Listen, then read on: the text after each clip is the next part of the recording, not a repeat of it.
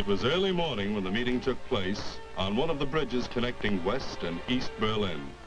Within hours, the news flashed throughout the world. The exchange of a Soviet spy for our U-2 pilot underscored one of the realities of our present day.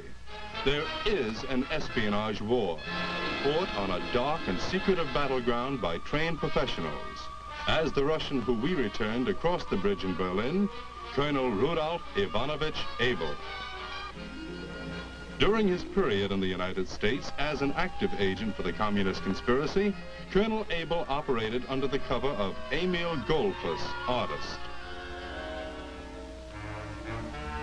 And artist he was at spying, at furthering the directives set out by Lenin, bring about world revolution and eliminate its adversary. But skilled as the Colonel Abels are, countering them would be less of a problem if not for those who aid the professional agents. For the Colonel Abels do not work alone. A riot in Tokyo, inflamed by local communists.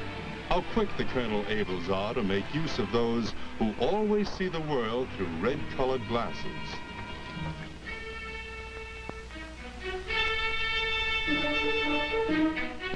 In a quiet corner of a European city, a Soviet agent has met a contact who is not assisting him because of communist conviction, but because he has been bribed. Money is often the lubricant on which the Soviet spy machine rolls.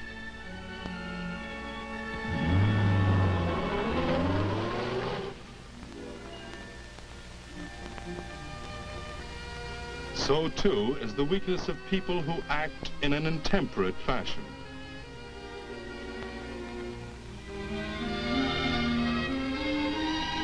A hand caressing another hand.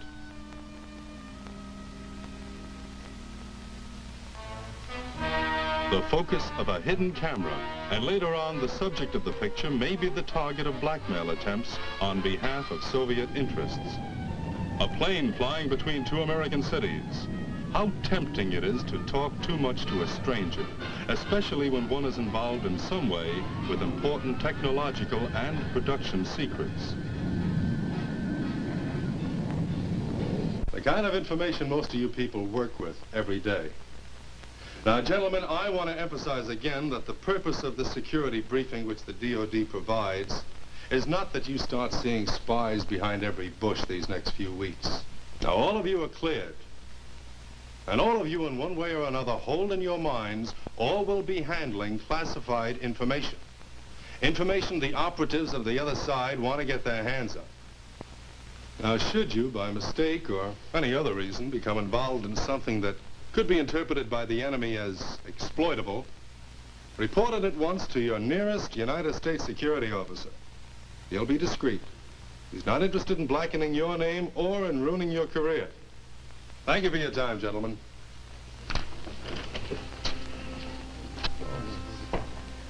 I was glad it was over. The Department of Defense briefing before going overseas for my company. A large outfit in the aerospace field. Well, not that the briefing was dull. Far from it. After all, what's more exciting than a spy thriller? Hearing about all those cloaks and daggers and Mata Haris awaiting us on the other side of the ocean. But one thing I was sure of. I knew how to handle classified information. And I also knew that leaving behind the United States meant leaving behind certain built-in protections.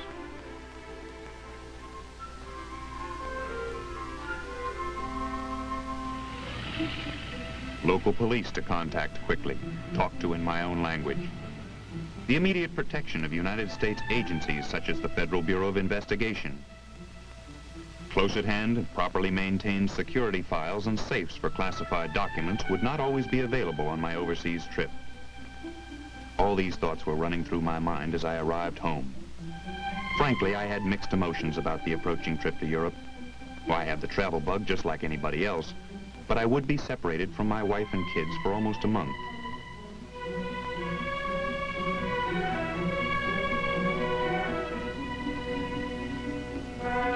The mark of that separation had just arrived in the mail, my passport. And a few days later, that same passport was checked at the overseas airlines counter. Today, More and more business and industrial executives and technical people have a need to go abroad on company or organizational matters. Many military and civilian employees of the Department of Defense must go overseas in the performance of their duties.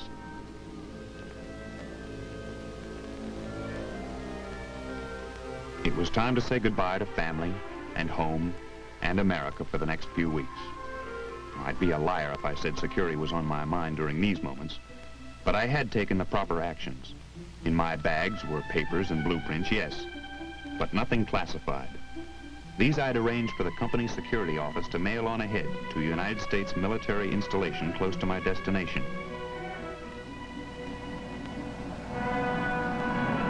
Overseas, I had no intentions of letting down on security.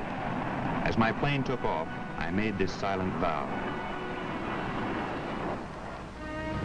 Yes, from the moment of my arrival in the foreign country, I was determined to be careful every step of the way. But what I would later come to realize was, in security, as in everything else, good intentions alone are not enough.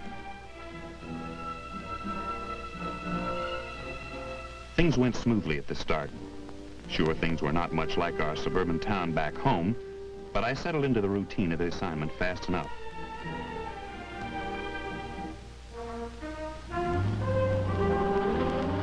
Early morning, a car would pick me up and take me to a plant on the outskirts of the city where I worked very closely with a Colonel Carr, a man who had apparently never heard of the 8-hour day.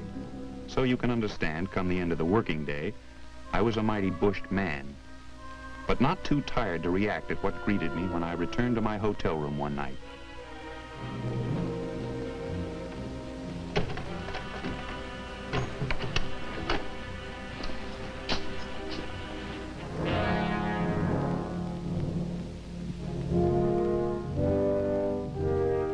My hotel room had been ransacked.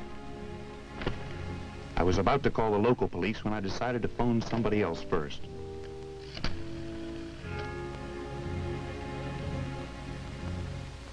Then as far as you know, nothing was taken. Not that I know of. You left no classified documents in the room. No, I know better than that. Well, I know you do, but maybe whoever did all this was hoping you didn't. You think they were after classified documents? Could be. Why else would a thief take such a chance? Try so hard? Seems to me this is a case not just for the local police, but for the American authorities in the area. Well, there's no question about it. You did the right thing to come in and report the incident. Under the circumstances, we had no choice. Well, frankly, it was the colonel who insisted. I find it hard to believe that someone would go to all that trouble just on the chance that there might be some classified documents lying around. It's amazing how they will go to all that trouble. Do you remember a few years ago when it was revealed at the United Nations that the Russians actually placed a sophisticated bugging device inside the Great Seal of the United States? And so began another orientation. This time, believe me, I listened. I was all eyes and ears. Watching and listening to the consulate official, the whole thing seemed to come alive.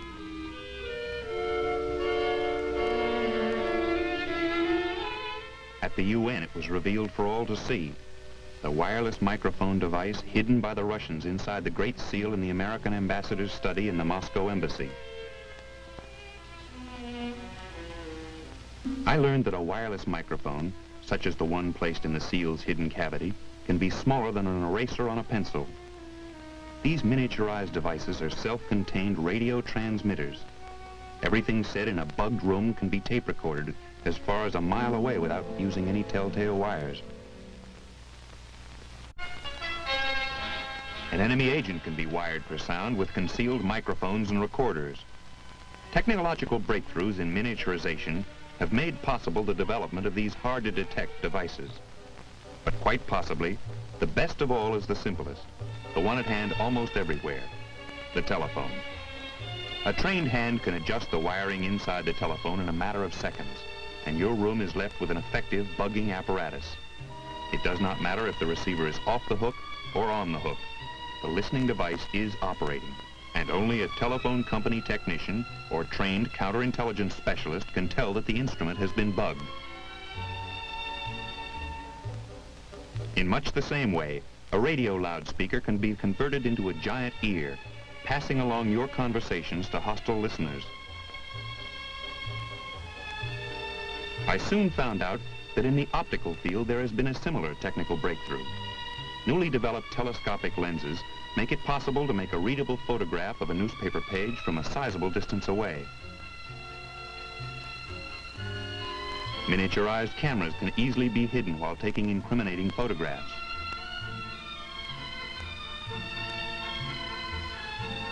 He explained that more sensitive film and new developing procedures require much less light for the taking of a recognizable photograph. Even if there is no light in a room, infrared photography can do the job. Then he stood up and brought back a large mirror. It was really a mirror window.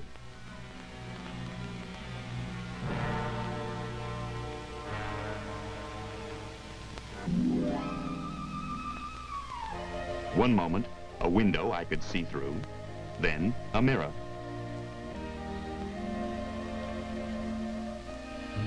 Transparent again, then opaque as the agent wishes. All I could now see was myself. Agents make use of these mirror window devices when they want to see or photograph without being seen.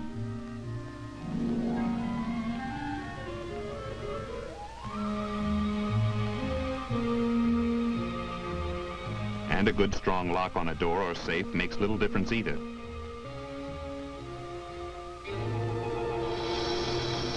An expert can open a complicated lock with his pick faster than you or I can do it with a key.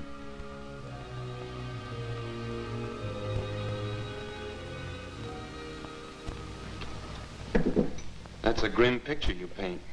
Well, potentially it is grim. Especially when you add the human factor to the technological potential of espionage today. The human factor? Weakness, susceptibility to temptation, lack of moral fiber. Call it what you want.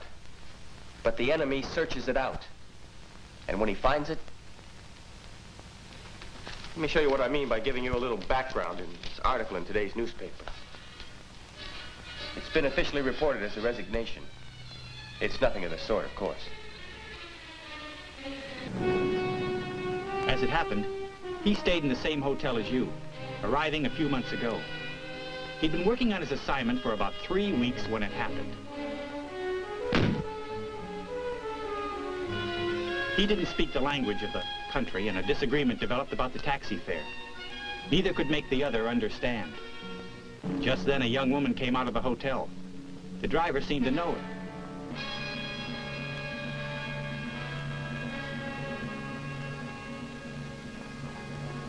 Her talents as an interpreter were more than adequate, and so were her other talents. Whatever she said to the driver, it did the trick.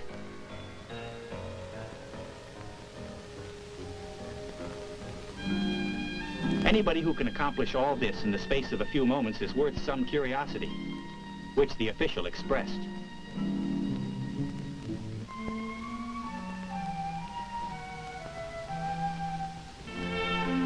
Her name was Maria, the driver said.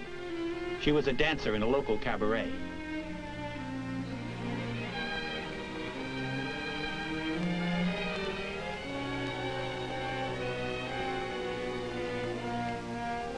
Often, when a man is separated from his family and familiar surroundings, feelings of depression and loneliness may set in.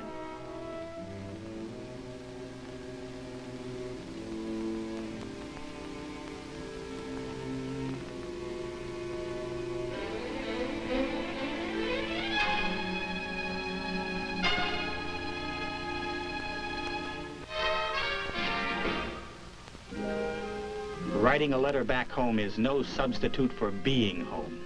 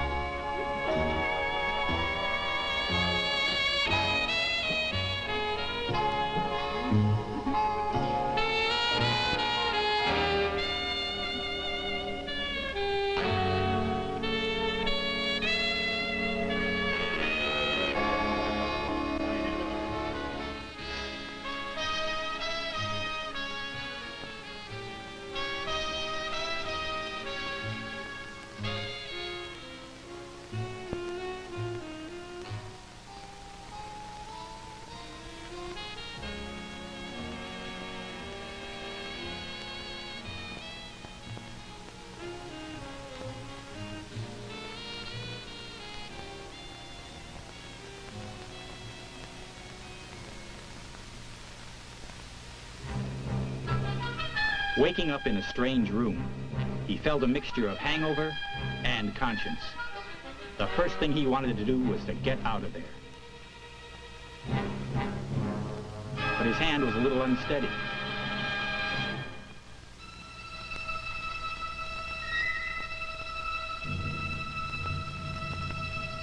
Even in a not very alert condition, he knew what it was immediately.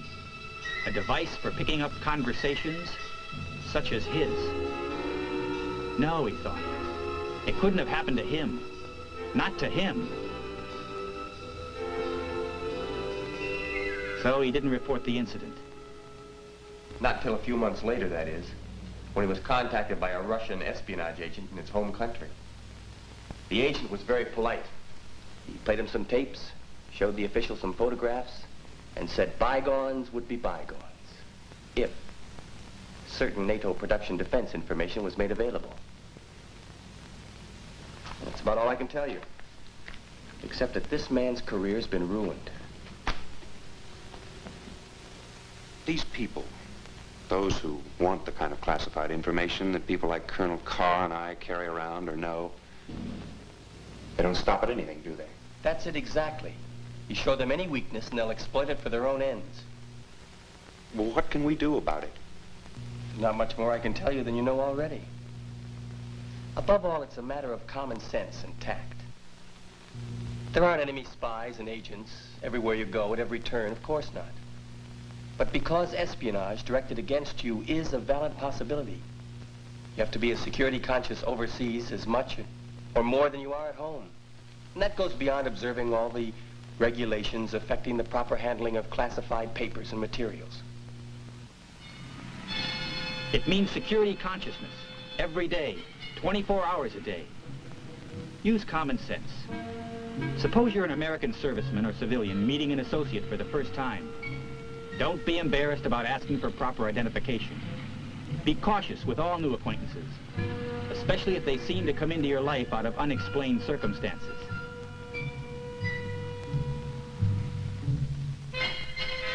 Never discuss classified information with unauthorized persons, or over a telephone, or in an area that has not been checked out by security technicians. A foreign national appears at your drawing board. He may have clearance for a certain category of information, but he's not entitled to knowledge of everything in that category. He is only authorized to have access to information he needs to know in order to perform his duties. Avoid any kind of public or private conduct that enemy agents might use as a blackmail weapon against you. Be especially wary of being lured into illegal currency dealings. These are to be avoided if security compromises are to be avoided. Remember, too, that the enemy agent uses legitimate international conventions to make friendly social contacts. These conventions are for exchanging information. But you must know in advance clearly what is and what is not classified. Today, for one reason or another, large numbers of American citizens are going behind the Sino-Soviet curtains for varying periods. Behind these curtains, further precautions must be kept in mind. You should always carry the address and telephone numbers of the United States Embassy or legation on your person. If you become involved in any difficulty, no matter how slight, contact the embassy or legation as soon as possible for assistance.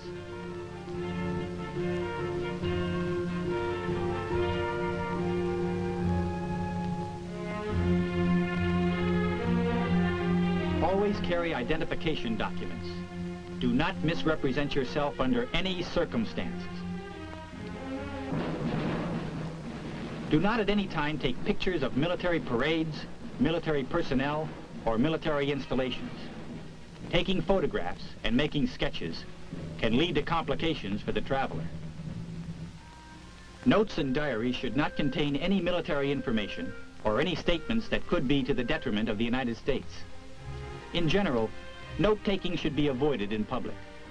It is an action that often draws the suspicion and hostility of Iron Curtain citizens.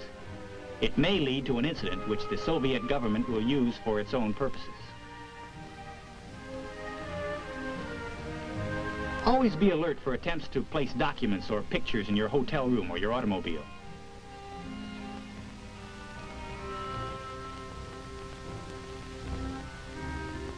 Do not accept letters or any other objects for safekeeping or for delivery to an address either inside or outside Iron Curtain countries. Just about all mail is censored.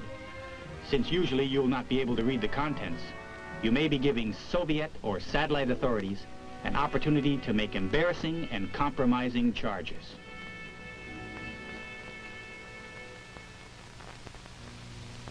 That's fine. Thank you very much. That was our contact with the local police. They caught the man who went through your room. A bellboy the hotel fired yesterday. Then security wasn't involved at all? Who can be sure? Anyway, I want to thank you for coming in with us, Mr. Andrews. No. I want to thank you. I walked back to my hotel, all the way from the consulate. I needed time to clear my head. A lot of thoughts were clanging through it. I couldn't help thinking of the official who'd gotten into trouble. From any point of view, it was not an amusing story. But the real question for me was, how many men, lonely and away from home and family, might have fallen into the same trap?